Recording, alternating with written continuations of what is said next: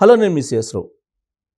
తెలంగాణ మాజీ ముఖ్యమంత్రి కేసీఆర్ గారు, ఆంధ్రప్రదేశ్ మాజీ ముఖ్యమంత్రి జగన్మోహన్ రెడ్డి గారు, వీళ్ళిద్దరూ అధికారంలో ఉన్నప్పుడే అసెంబ్లీకి వస్తారు, అధికారం పోయిన తర్వాత అసెంబ్లీకి రారు అనేది ఇప్పుడు తాజాగా అధికార పక్షాలు చెప్తూ ఉన్నాయి. అటు రేవంత్ రెడ్డి గారు, ఇటు చంద్రబాబు నాయుడు గారు ఇదే చెప్తూ ఉన్నారు. వాస్తవం కూడా అలాగే కనిపిస్తుంది. సంవత్సరం దాదాపుగా అయ్యింది తెలంగాణలో కొత్త ప్రభుత్వం ఏర్పడి. ఈ సంవత్సర కాలం నుంచి ప్రమాణ స్వీకారం చేయటానికి తప్ప కేసీఆర్ గారు అసెంబ్లీ వైపు చూడలేదు. ప్రతిపక్ష హోదాని మాత్రం అనుభవిస్తూ ఉన్నారు. ఆయన ప్రతిపక్ష హోదాని అనుభవిస్తూ ప్రజా సమస్యలను ప్రశ్నించడానికి అసెంబ్లీ వైపు రావటం లేదు. అందుకే రేవంత్ రెడ్డి గారు వరంగల్ సభలో చాలా క్లియర్గా చెప్పారు, ప్రజా సమస్యలు చర్చిద్దాం రా, నువ్వు ఏదైనా సజెషన్ ఇవ్వాలంటే ఇవ్వు, లేదా ఈ 100 రోజులు దాటి సంవత్సరం అయిపోయింది కదా, సంవత్సరం పరిపాలన మీద నీ అభిప్రాయం ఏందో చెప్పు, నీ అబ్జెక్షన్ ఏందో చెప్పు, సమాధానం చెప్పడానికి తాను రెడీగా ఉన్నానంటూ రేవంత్ రెడ్డి గారు ఒక పెద్ద ఛాలెంజ్నే కేసీఆర్ మీద విసిరారు. అంతేకాదు, కుక్క కాటికి చెప్పు దెబ్బ అని అంటూ ప్రతి కుక్క కాటికి తన దగ్గర మందు ఉంది అని అంటారు. అంటే కేసీఆర్ గారిని ఉద్దేశించే కుక్క కాటికి చెప్పు దెబ్బ అని చెప్పి ఒక కుక్కతోటి కేసీఆర్ గారిని పోలుస్తూ ఆయన చాలా పరుషంగా ప్లస్ ఆయన ఆక్రోశంగా ప్లస్ కోపంగా కూడా మాట్లాడారు.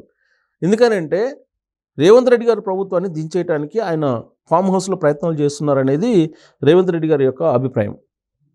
అందుకే ముందేం జరుగుతుంది, వెనకేం జరుగుతుంది, లోపలేం జరుగుతుంది అన్నీ తెలుసు, అన్నీ కుక్క కాట్లకి తన దగ్గర మందు ఉందని చెప్పి రేవంత్ రెడ్డి గారు వార్నింగ్ ఇచ్చారు వరంగల్ వేదికగా. సంవత్సరం పూర్తయిన సందర్భంగా 19వ తారీఖు నుంచి విజయోత్సవాలు నిర్వహిస్తుంది కాంగ్రెస్ పార్టీ, డిసెంబర్ 9 దాకా. ఆ విజయోత్సవాలలో భాగంగా వరంగల్లో పెద్ద సభ పెట్టి రేవంత్ రెడ్డి గారు మాట్లాడారు. రుణమాఫీ విషయంలో కానీ, ఉద్యోగాల నియామకాల విషయంలో కానీ, ఏ విషయంలోనైనా చర్చించడానికి అసెంబ్లీ వేదికగా ఎందుకు రావట్లేదు కేసీఆర్ గారు అనేటువంటి ఒక ప్రశ్న వేస్తూ చిల్లరగాళ్ళని ఇద్దరిని వదిలిపెట్టాడు ఆంబోతుల మాదిరిగా అని చెప్పి కేటీఆర్ గారి గురించి, హరీష్ రావు గారి గురించి ఆయన మాట్లాడటం జరిగింది. వాళ్ళిద్దరు కాదు, ప్రతిపక్ష హోదా అనుభవించడం కాదు, అసెంబ్లీకి రా తేల్చుకుందాం అంటూ ఒక సవాల్ చేశారు. అయినప్పటికీ కేసీఆర్ గారు మాత్రం ఏం మాట్లాడలేదు, సైలెంట్గా ఉన్నారు అని చెప్పేసి అనుకుంటున్నారు అందరూ. కానీ ఆయన సైలెంట్గా లేరు అనేది రేవంత్ రెడ్డి గారు వరంగల్ వేదిక మీద నుంచి చెప్పారు. అతను కుట్రలు పన్నుతున్నారు అనేటువంటి విషయాన్ని కూడా ఆయన పరోక్షంగా వెల్లడించారు. ఆ కుట్రలు పని చెయ్యవు అనేటువంటి విషయాన్ని కూడా స్పష్టం చేశారు. ఇలాంటి పరిస్థితి తెలంగాణలో కనిపిస్తుంది. ఇక ఆంధ్రప్రదేశ్లో అయితే జగన్మోహన్ రెడ్డి గారు ప్రమాణ స్వీకారం ఎమ్మెల్యేగా చేశారు. ఇంకా ఆ తర్వాత అసెంబ్లీ వైపు తిరిగి చూడలేదు. అసెంబ్లీకి రావాలంటే ప్రతిపక్ష హోదా తనకి ఇవ్వాలి అనేటువంటి ఒక కండిషన్ పెడుతూ ఒక లెటర్ రాశారు స్పీకర్కి. స్పీకరు దాని మీద ఒక నిర్ణయం తీసుకోలేదు, తుది నిర్ణయం. ఈ లోపుగానే స్పీకరు ప్రతిపక్ష హోదా ఇచ్చే అవకాశం లేదు, కాబట్టి మీరు ప్రతిపక్ష హోదా ఇచ్చేలా ఒక డైరెక్షన్ ఇవ్వండి అని చెప్పి హైకోర్టుకి వెళ్ళి హైకోర్టులో పిటిషన్ వేశారు. అసెంబ్లీకి రావాలంటే ప్రతిపక్ష హోదా ఇవ్వాలి, ప్రతిపక్ష హోదా ఇస్తేనే మైక్ వస్తుంది, అందుకే ప్రతిపక్ష హోదా కావాలని చెప్పి ఆయన అడుగుతున్నారు. కానీ తన చెల్లెలు షర్మిల గారు మాత్రం అసలు నువ్వు అసెంబ్లీకి వెళ్ళనప్పుడు నీకు అసలు ఎమ్మెల్యే పదవి ఎందుకు, రాజీనామా చేయని చెప్పి ఆవిడ సవాల్ చేస్తుంది. పదే పదే సవాల్ చేస్తుంది. ప్రజా సమస్యలు ప్రశ్నించడానికి, ప్రజా సమస్యలని అక్కడ ప్రస్తావించడానికి ప్రతిపక్ష హోదా ఎందుకు? ఒక ఎమ్మెల్యేగా ఉండమని చెప్పి ప్రజలు తీర్పు ఇస్తే జగన్మోహన్ రెడ్డికి, ఎమ్మెల్యేగా అసెంబ్లీకి అటెండ్ కానప్పుడు పులివెందుల ఎమ్మెల్యేకి రాజీనామా చేయని చెప్పి సవాల్ చేస్తూ ఉన్నారు. కానీ ఆయన మాత్రం ఆ ఎమ్మెల్యే పదవికి రాజీనామా చేయడానికి ఇష్టపడలేదు. అలా అని చెప్పి అసెంబ్లీకి వస్తారంటే అసెంబ్లీకి రావట్లేదు. పోనీ ఆయన రాకపోగా మిగిలినటువంటి ఎమ్మెల్యేలని పొమ్ముంటున్నారంటే వాళ్ళని కూడా వద్దంటున్నారు.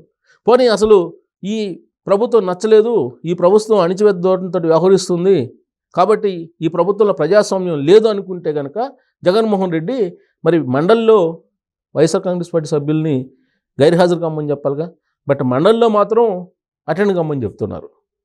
మరి ఇదేమి లాజిక్? అనేది ఒక పెద్ద చర్చ. ఆయనేమో ప్రతిపక్ష హోదా కావాలంటాడు. ప్రతిపక్ష హోదాకి సంబంధించినటువంటి ఎమ్మెల్యేలు ఆయనకి రాలా. జగన్మోహన్ రెడ్డి గారు ఏం చెప్పారు అధికారంలో ఉన్నప్పుడు? 23 మంది ఎమ్మెల్యేలే ఉన్నారు చంద్రబాబు నాయుడు గారికి, ఇంకొక 4 పోతే ప్రతిపక్ష హోదా కూడా పోతుందని చెప్పి అసెంబ్లీ సాక్షిగా ఆయన చేసినటువంటి వ్యాఖ్యలు.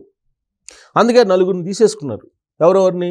కరణం బలరాంని, వల్లభనేని వంశీని, వాసుపల్లి గణేష్ని, మద్దాలగిరిని, వీళ్ళు 4 తీసుకున్నారు. 23లో 4 పోయినాయి, అప్పుడు 19 ఉంది. కానీ కనీసం 18 ఉంటే ప్రతిపక్ష హోదా వస్తుంది. ఆ మిగతా 2 కూడా తీసేసుకుంటే అప్పుడు ప్రతిపక్ష హోదా తీసేయాలని చెప్పి సర్వ ప్రయత్నాలు జగన్మోహన్ రెడ్డి గారు చేశారు 2019 నుంచి 2024 వరకు. కానీ ఆయనకు సాధ్యం కాలా. అందుకే అనివార్యంగా ప్రతిపక్ష హోదా ఇవ్వాల్సి వచ్చింది చంద్రబాబు నాయుడు గారికి. ఆ విషయాన్ని అసెంబ్లీలో ఆయన చెప్పారు, జగన్మోహన్ రెడ్డి గారే చెప్పారు. మరి ఇప్పుడు 11 మంది ఎమ్మెల్యేలు ఉన్న జగన్మోహన్ రెడ్డి గారికి ప్రతిపక్ష హోదా ఎలా వస్తుంది? వచ్చేటువంటి అవకాశం ఉందంటే లేదు, కౌల్ అండ్ షర్దార్ రూల్స్ ప్రకారం. సో కాబట్టి ప్రతిపక్ష హోదా ఇవ్వనని తెలుసు, కానీ ఆయన మాత్రం అసెంబ్లీకి రావట్లా, ఇక్కడ కేసీఆర్ గారు రావట్లా. వీళ్ళిద్దరూ ఒకేలాగా రాజకీయాలు చేస్తున్నారు. ఒకటి, ఈయనేమో ఆర్గనైజ్డ్ క్రైమ్కి సోషల్ మీడియాని ఎంపిక చేసుకున్నారు అనేది ఇప్పుడు ఆంధ్రప్రదేశ్ పోలీసులు అనుమానిస్తున్నారు. ఆ మేరకు మీడియాలో కూడా చెప్పారు జగన్మోహన్ రెడ్డి గారు గురించి, ఆయన పార్టీ గురించి. ఇక తెలంగాణలో ఆర్గనైజ్డ్ క్రైమ్ బీఆర్ఎస్ పార్టీ చేస్తుంది అనేది తెలంగాణ పోలీసులు అనుమానిస్తున్నారు. దాంట్లో భాగంగానే లగచర్ల ఇష్యూ జరిగింది అని చెప్పి. లగచర్ల ఇష్యూ కంటే కొంచెం వెనక్కి వెళ్తే కనుక స్టూడెంట్స్ని రెచ్చగొట్టి యూనివర్సిటీల్లో అప్పుడు గ్రూప్ 1 పోస్ట్పోన్ చేయించాలన్నట్టు ఒక ప్రయత్నం చేశారు అనేది కూడా కాంగ్రెస్ పార్టీ చెప్తూ ఉంది. అంటే ఒక విపక్షంగా ఉండి అసెంబ్లీలోకి రాకుండా, అసెంబ్లీలో ప్రజా సమస్యలను ప్రస్తావించకుండా, తెర వెనుక ఆర్గనైజ్డ్ క్రైమ్ చేసి ప్రస్తుతం ఉన్నటువంటి ప్రభుత్వాలని అస్థిరపరిచేటువంటి ప్రయత్నం అటు కేసీఆర్ ఇటు జగన్మోహన్ రెడ్డి గారు చేస్తున్నారు అనేది ఆంధ్రప్రదేశ్లో ఉండేటువంటి ప్రభుత్వం, తెలంగాణలో ఉండేటువంటి ప్రభుత్వం యొక్క అభిప్రాయం. సో కాబట్టి ఇద్దరు ఒకేలాగా నడుస్తున్నారు, అటు కేసీఆర్ కానీ ఇటు జగన్మోహన్ రెడ్డి గారు కానీ. అంటే పవర్ ఇస్తే పవర్ ఎంజాయ్ చేస్తారు, ముఖ్యమంత్రి పదవి ఇస్తే ఆ ముఖ్యమంత్రి పదవిని ఉపయోగించుకొని ఎంజాయ్ చేస్తారు. ఏ తరహాలో ఎంజాయ్ చేస్తారంటే ప్రత్యేకమైనటువంటి విమానం కొనుగోలు చేసే స్థాయికి కేసీఆర్ గారు వెళ్ళిపోయారు. ఆ విషయాన్ని ఆయనే చెప్పారు మీడియా ముఖంగా, ముఖ్యమంత్రి పదవి దిగిపోవడానికి ముందుగా. ఆ తర్వాత జగన్మోహన్ రెడ్డి గారండి ప్రత్యేకమైనటువంటి హెలికాప్టర్ను కొనుక్కోవడానికి ఆయన జీవో ఇచ్చుకున్నారు. ఈ స్థాయిలో వాళ్ళు పవర్ని ఎంజాయ్ చేసి ప్రతిపక్షంలో కూర్చోడానికి ఇష్టపడలే. వాళ్ళు ఇప్పుడు ప్రతిపక్ష నాయకుడినిగా కూర్చోడానికి ఇష్టపడలేదని అంటే ప్రజాస్వామ్యం ఏంటి, ప్రజలు నిలదీయాల్సినటువంటి పరిస్థితి వచ్చింది అనేది ఇప్పుడు ప్రభుత్వాలు చెప్తూ ఉన్నాయి. చంద్రబాబు నాయుడు గారు 40 సంవత్సరాల పైగా ఎక్స్పీరియన్స్ రాజకీయాల్లో, సుదీర్ఘకాలం పాటు ముఖ్యమంత్రిగా ఉన్నారు. 23 మంది ఎమ్మెల్యేలు ఇస్తే 2019లో 2019 నుంచి 2024 వరకు 23 మంది ఎమ్మెల్యేలతోటి ఒక 4 పోయినప్పటికీ 19 మంది ఎమ్మెల్యేలతోటి జగన్మోహన్ రెడ్డి గారితో పోరాడాడు చివరి నిమిషం వరకు కూడా. మరి జగన్మోహన్ రెడ్డి గారు ఏం చేస్తున్నారు?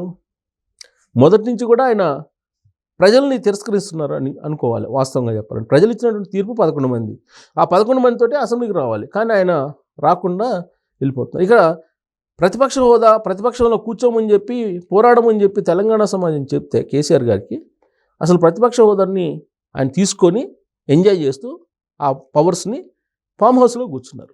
మరి వీళ్ళిద్దరి యొక్క పందా ఏంటి? వీళ్ళిద్దరు అసలు ఇప్పుడున్న ప్రభుత్వాలను ఏం చేయదలుచుకున్నారు? అసలు వీళ్ళిద్దరూ ప్రజాస్వామ్యంలో ప్రజల తీర్పుని గౌరవిస్తున్నారా లేదా? గౌరవించకుండా ఇప్పుడు ఇలా చేయడం అనేది ప్రజాస్వామ్యంలో కరెక్టేనా అనే దాని మీద మీ అభిప్రాయాన్ని తెలియజేయచ్చు. Thank you very much.